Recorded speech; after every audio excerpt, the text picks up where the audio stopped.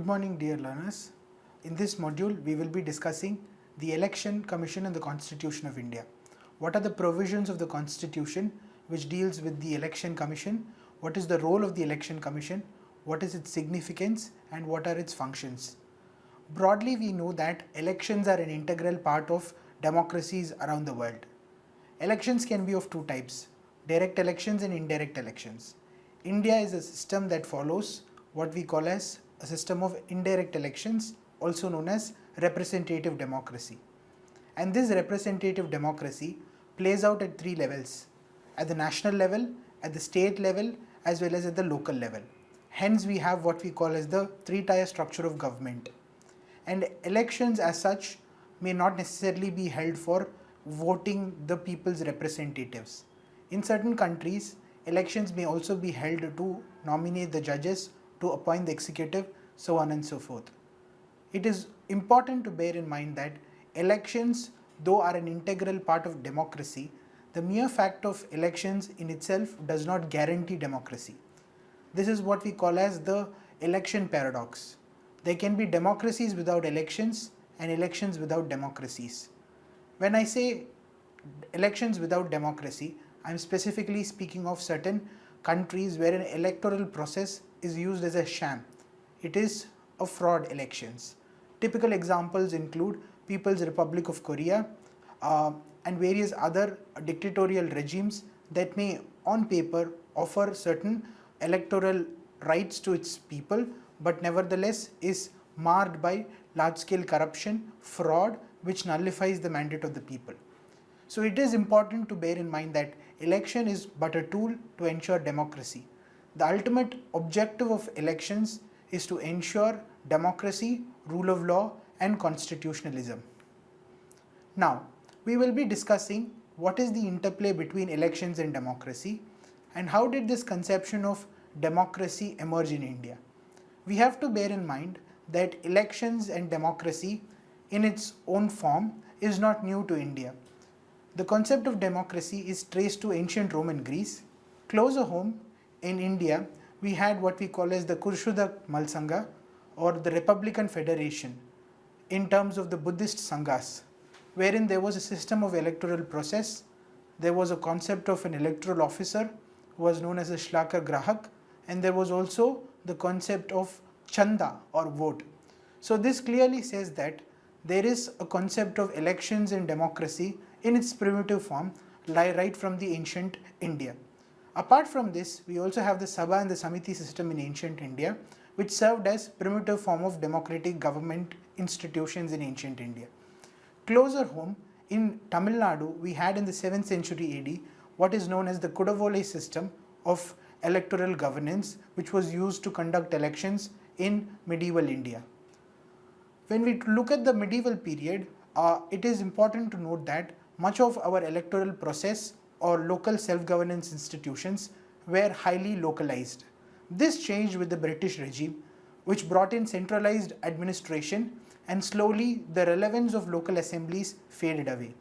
When we speak of modern elections, it is traced to the British colonial regime. It is the Indian Councils Act of 1892, which actually introduced limited local representation in India. This was followed by the Indian Councils Act of 1901, which introduced certain elective elements in terms of India's democratic framework. This was followed on by the Government of India Act of 1915, as amended by the Government of India Act of 1919, which ensured a bicameral legislature, which gave Sikhs and various other religious minorities separate representation based upon certain factors including tax payment, education, property. So clearly we can see that in the British regime, there was no conception of universal adult franchise. Voting right and the right to vote, generally speaking, was linked to various factors including education, property, so on and so forth. This was changed when the Constituent Assembly of India unanimously decided in a landmark decision to grant universal adult franchise to all of the Indian citizens after independence. This is what Professor Ramchandra Guha calls it the greatest gamble that India has ever taken. When we speak of elections, we have to bear it in mind that it is something that is sanctioned within the Indian constitutional framework. India's electoral democracy has been seasoned by several factors, including colonial regime, oppression of marginalized groups, linguistic, cultural, economic and religious factors, level of education, state of the nation, etc. In spite of all of these challenges and difficulties, the founders of our nation decided that we will be a nation premised on universal adult franchise, based on a common electorate. You and I get to vote in MP and MLA elections in a system that is known as first past the post system, based on single member constituencies. When we speak of Council of States, state legislative councils, presidential and vice presidential elections, the system of proportional representation with single transferable vote, a form of indirect elections, is followed in India. We have to bear in mind that the concept of election and election law is scattered throughout the Constitution of India. References are made in various parts of the Constitution concerning democratic principles, elections, and various allied aspects. The first and foremost reference lies in the preamble of the Constitution, which promises or which creates India as a democratic republic. There can be no democratic republic without free and fair elections. Thus, the courts have read into Article 14, 19 and 21 facets of electoral democracy. Apart from this, there are also several other provisions, including Article 40 of the Directive Principles of State Policy, which discusses about the concept of village panchayats. We have Article 243A to ZB of the Constitution, which sanctifies the conception of Panchayati Raj institutions, and we have under Article 323B, which deals with electoral tribunals. Parallelly, reservation for members of the scheduled castes and scheduled tribes in the Lok Sabha and in the Parliament is provided for under Article 330 and 332. Moving ahead, what are the actual constitutional provisions that directly deal with or concern about elections and the Election Commission? There is a separate part in the form of Part 15 of the Constitution of India, which deals with the provisions relating to elections in India. It can be classified under the following baskets. Article 324 of the Constitution deals with the Election Commission, its mandate, its functioning, its office, and various allied aspects. Article 325 of the Constitution deals with the concept of common electoral rule. Article 326 of the Constitution deals with the election on the basis of universal adult suffrage, that is universal adult franchise. We have also Article 327, which gives us the Parliament the power to make law concerning elections. Based on this article, the Parliament has enacted various laws, including the Representation of Peoples Act, that lays down the nitty-gritties of electoral law in India. Parallelly, in certain respects, the state legislatures are conferred the power to make election law in respect of elections to the third tier of government under Article 328. Last but not the least, we have Article 329 of the Constitution, which lays down certain restrictions in terms of judicial review of electoral matters. Dear learners, we will be taking up bit by bit all of these provisions and decide or discuss them in detail in the coming slides. The first article that we will be taking up is Article 324 of the Constitution, which empowers and which provides for a separate high-powered body, that is the Election Commission of India. Article 324 Clause 1 is the basis for the Election Commission of India. The Election Commission of India is a high-powered, independent, permanent, constitutional body which is entrusted with the superintendence, direction and control of conduct of elections for various cases, including both houses of the Parliament, the state legislature, the presidential and vice presidential elections, as well as at the state level. Equally important role of the Election Commission is the preparation of electoral rolls, which will serve as the basis for deciding who gets to vote. This high-powered independent constitutional body was set up on 25th of January 1950, which is also observed as National Voters' Day. The objective of this body is to ensure free and fair elections in India. The members of the Election Commission of India primarily are the Chief Election Commissioner and other election commissioners, who are supplemented and complemented in their functioning by the staff of the Election Commission of India. When we look at the structure and function of the Election Commission of India, we can clearly see that over a period of time there has been a change in terms of its structure and its functioning. It was originally envisioned as a single member body in the year 1950, when the first Election Commissioner of India, Shri Sukumar Sen, was appointed as the first Election Commissioner. However, in the year 1989, briefly it was converted into a multi-member body, and then permanently it became a multi-member body with effect from 1993 onwards. Presently, the Election Commission of India is headed by a Chief Election Commissioner and 2 other election commissioners who assist him.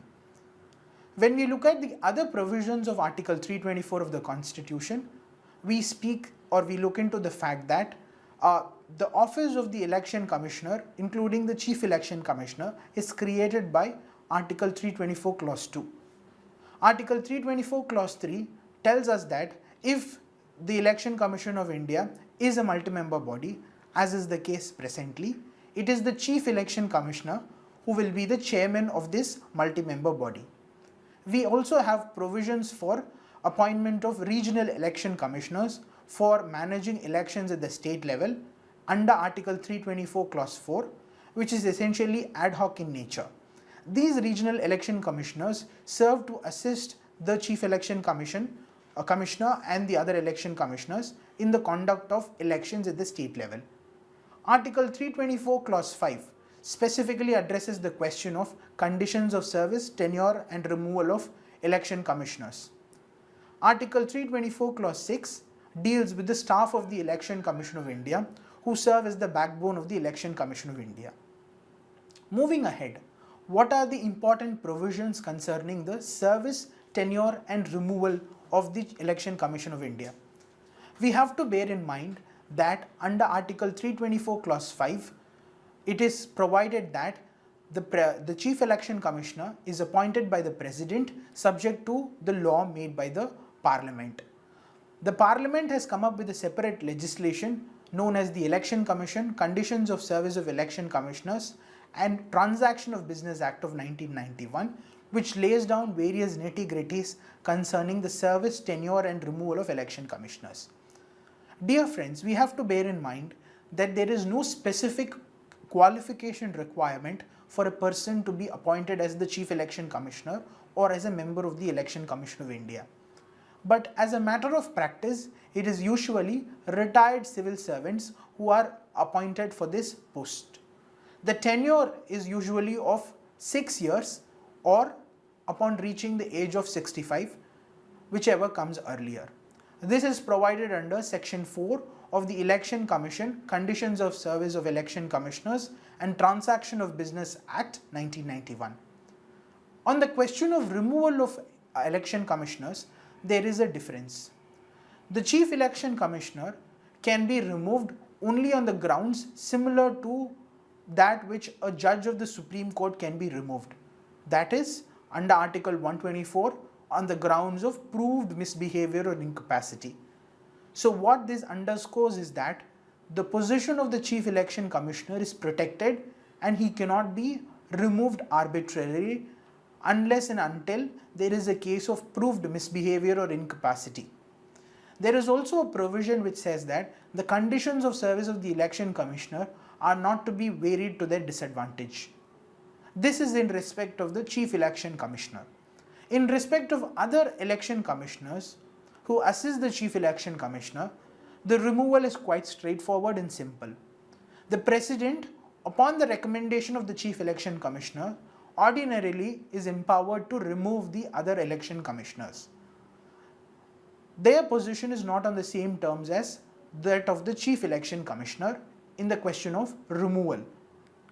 Moving ahead, we have several important cases, landmark decisions, wherein the position of the Election Commission and the Election Commissioner was decided. The first and foremost case is SS Dhanoa versus Union of India. In the year 1991, this case was decided after Election Commissioner SS Dhanoa, who was a member of the Election Commission of India as a multi-member body as it was then, his appointment was, he was removed, or rather his position was lost on account of the fact that the multi-member body as it was then was converted into a single member body.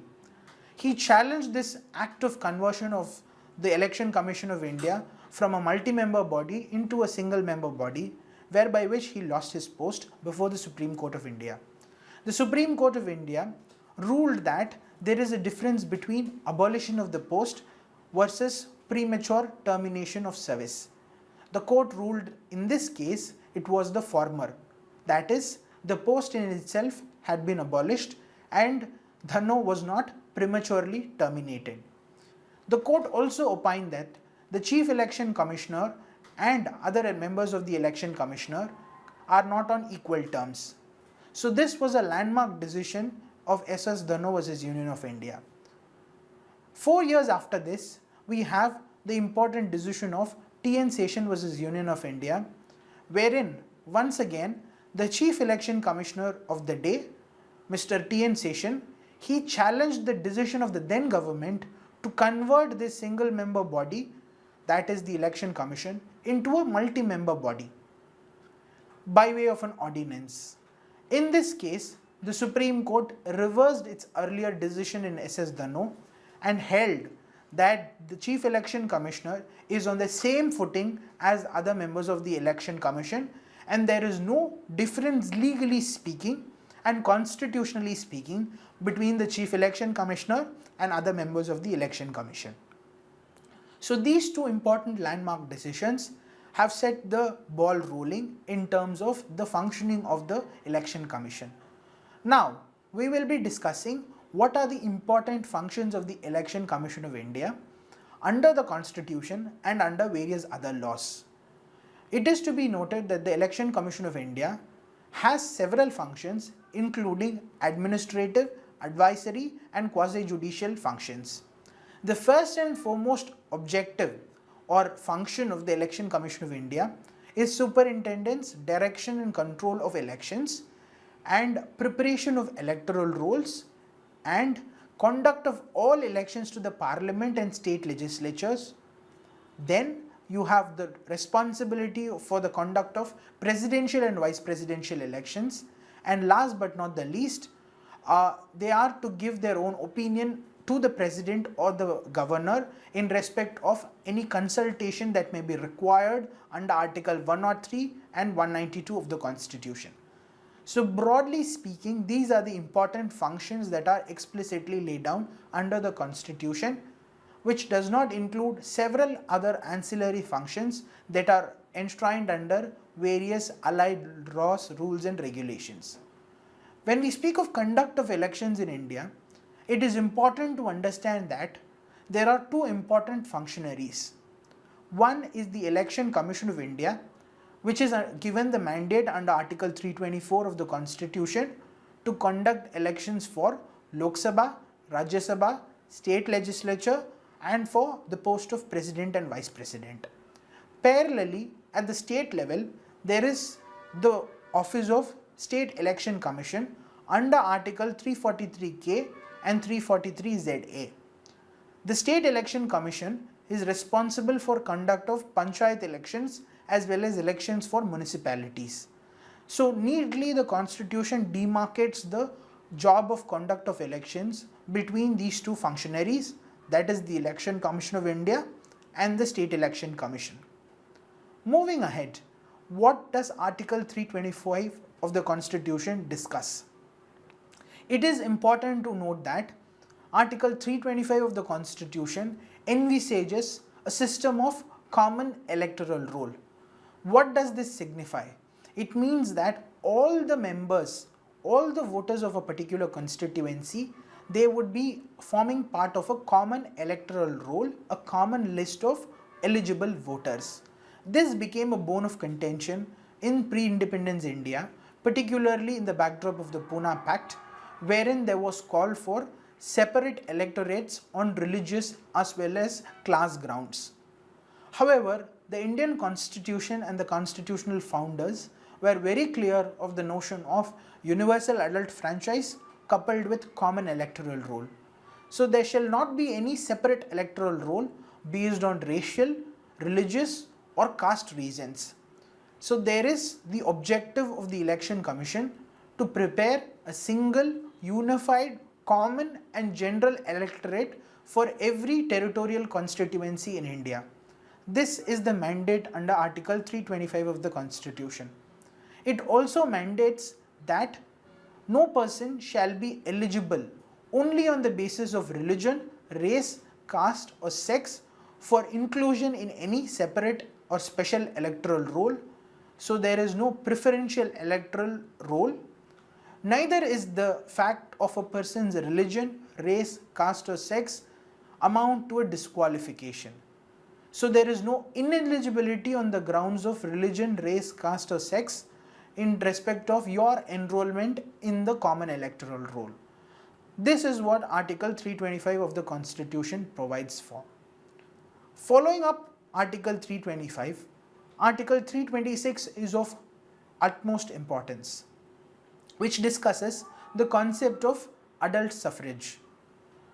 As we have already discussed, the concept of universal adult suffrage was one of the founding stones of India's constitutional framework. This is of particular relevance because many other comparative parallel constitutions did not afford this right of universal adult suffrage without discrimination on any ground, including race, religion, caste, sex or property on all of its citizens. However, under Article 326 of the Constitution, it is provided that all citizens who have completed 18 years of age and who have not been otherwise disqualified by law on reasons of non-residence, unsoundness of mind or having engaged in crime or corrupt or illegal practice. If you are not otherwise disqualified on any of these four grounds of non-residence, unsoundness of mind, crime or corrupt or illegal practice, and you have completed 18 years of age, you are eligible to be registered as a voter under Article 326. So this is a constitutionally guaranteed right. It is to be noted that for a brief time frame between 1950 until 1989, for almost 3 decades, the age for enrollment as a voter was fixed as 21 years of age. However, with effect from 1989, this minimum age for voting was reduced to 18.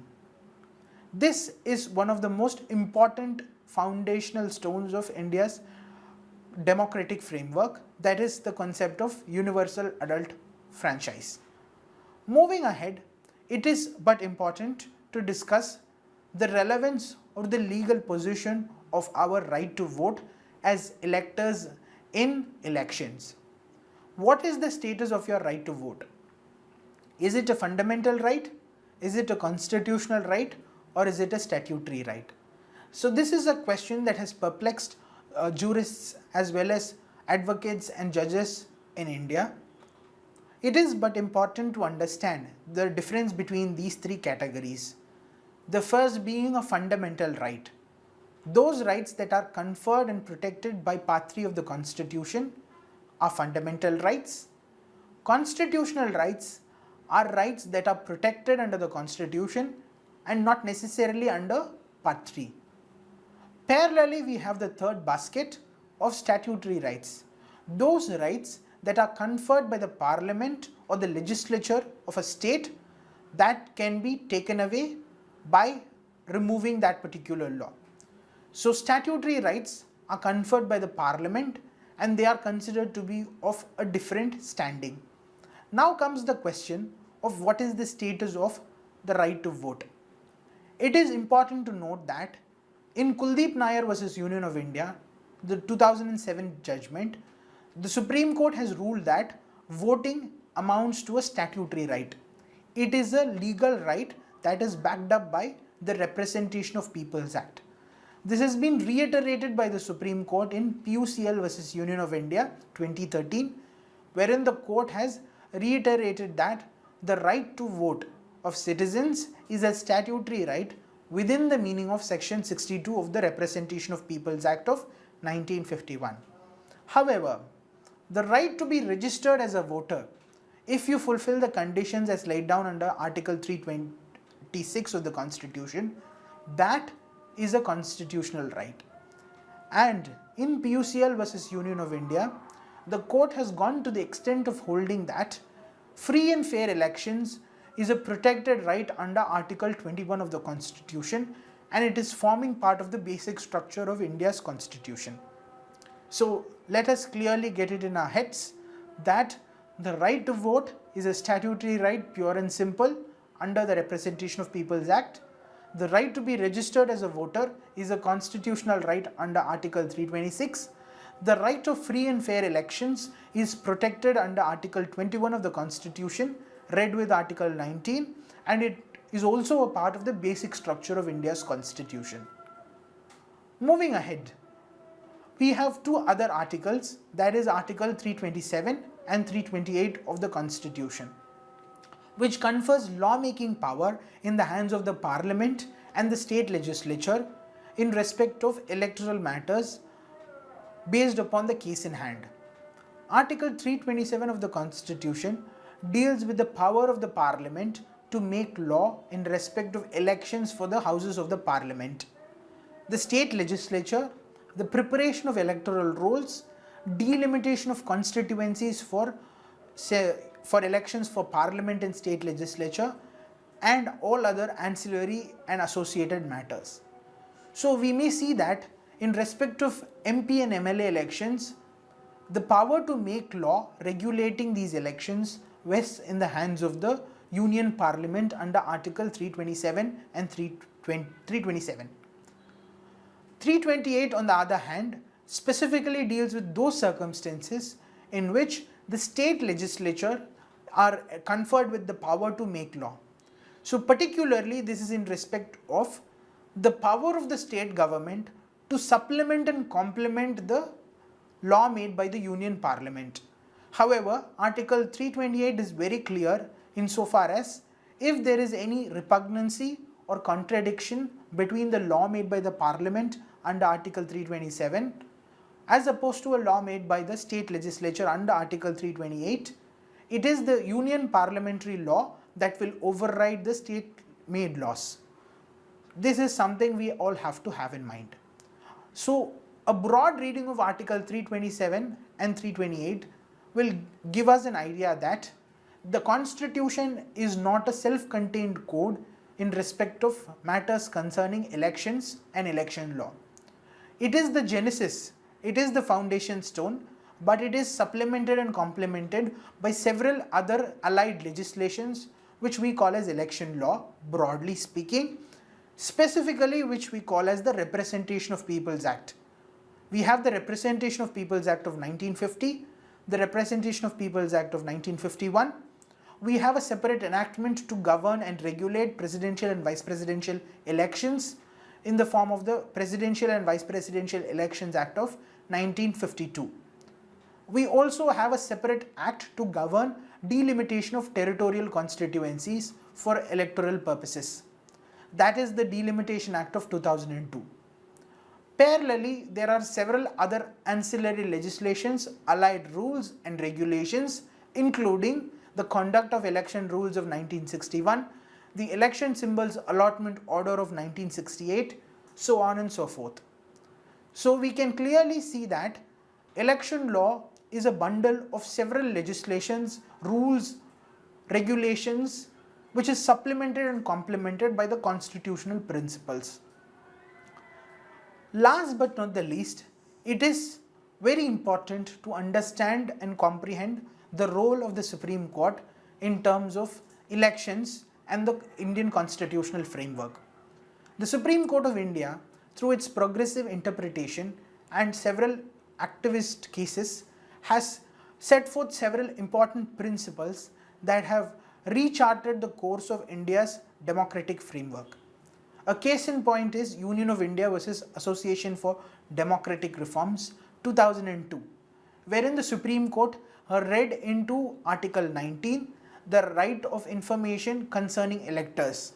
That is, it is the right of voters, that is people who are voting for the representatives, to know about the assets, the liabilities, the criminal records, the background of people who are contesting in elections and canvassing for their votes.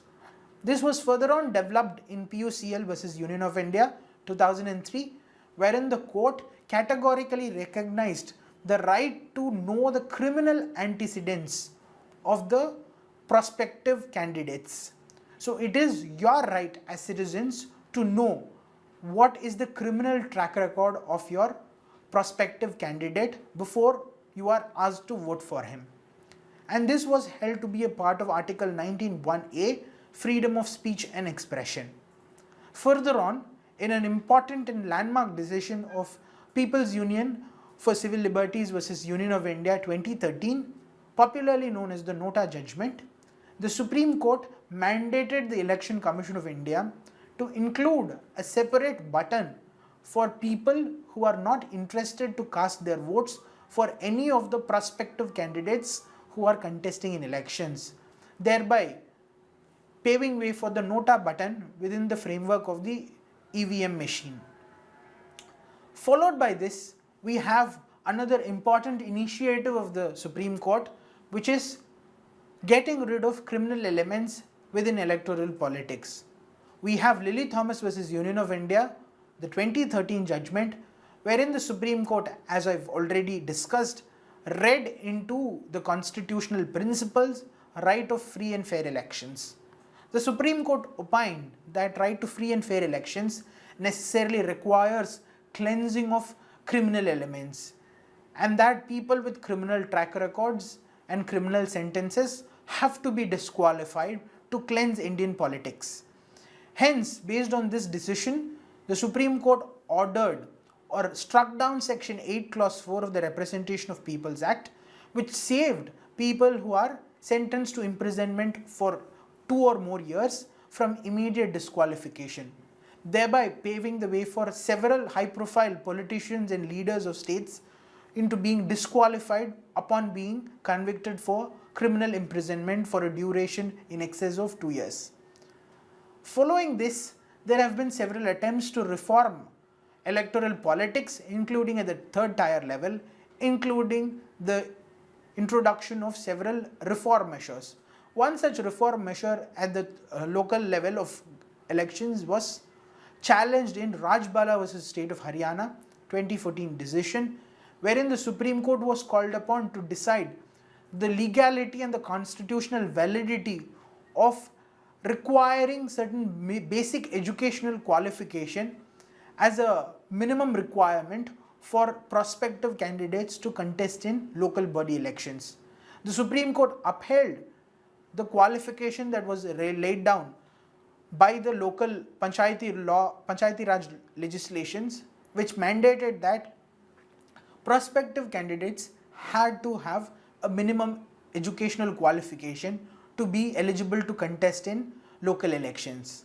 Subsequently, we had another important decision of Common Cause versus Union of India that concerned the usage of public funds for political purposes by ruling governments.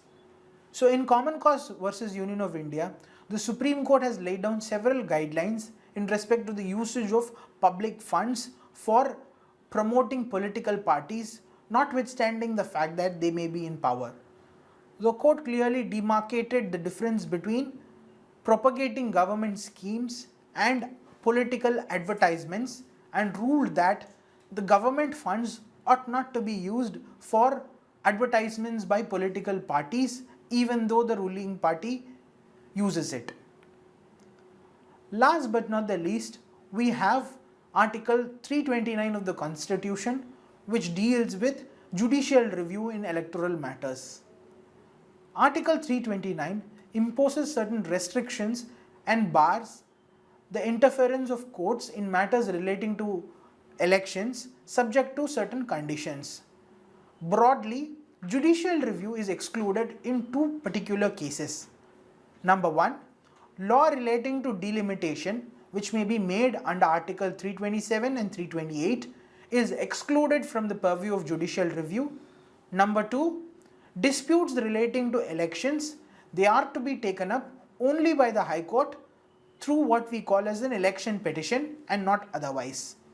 So these are the two important limitations upon the power of judicial review that has been restrained in the context of Article 329 of the Constitution.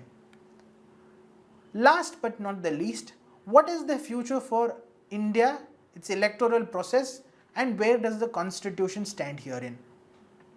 In the recent past, there have been several reform measures that have been mooted by the incumbent government. One such measure is what we call as simultaneous elections. You all would be aware of the fact that elections happen at different levels, at the national, at the state and at the local level. Very often they are disjointed, they happen on different occasions and different timelines. It is now proposed by the government, and this idea is being explored. What if we could vote on a single day for all three levels of government simultaneously? What would be the pros and cons of such a measure? What is the cost reduction as a result of such measure? Would it pave the way for better management, better electoral process, or will it serve to harm Indian democracy? These are questions that are hotly debated with the Election Commission and all political parties and constitutional experts dealing with this question. The next important matter, emerging, burning issue is the fact of social media and the control it has on electoral process. Has social media augmented and contributed to the development of electoral democracy, or has it perverted and disrupted democracy? Election Commission in the recent past has gone on to extend its ambit of regulation to social media as well as social media political advertisements. The emergence of fake news, disinformation and misinformation also poses an additional challenge which is to be dealt with appropriately. Hence, there is a question of how are we going to regulate social media control and influence in terms of electoral process. The third important emerging conception is the fact of granting, or the question of granting NRI voting rights. It is now once again being mooted. The possibilities are being explored. Whether it is feasible to extend the right of franchise to people who are Indian citizens but are unable to come to India for the purpose of casting their vote by granting of what is called as NRI voting rights. Within the constitutional framework and within the existing election law mechanism, there is a need to make certain changes and amendments, and what decision is arrived at will have an implication on India's democracy. Close on the heels of this question lies the question of online or remote voting, which has gained traction in the recent past. Can people who are housed in different states not be required to go back to their hometowns for the purposes of voting? Can we explore a safe, secure and alternative way to cast votes through remote means other than postal ballots, which is presently restricted to members of the government, army and the police force? Parallelly, there is also the question of electoral recall. The fact or the right of people to recall their representatives who are underperforming, who are not performing up to the mark, or who have deliberately misused their office prematurely. This is known as electoral recall. This is another important aspect of democracy that is now being explored. Next comes the question of evolution of nota.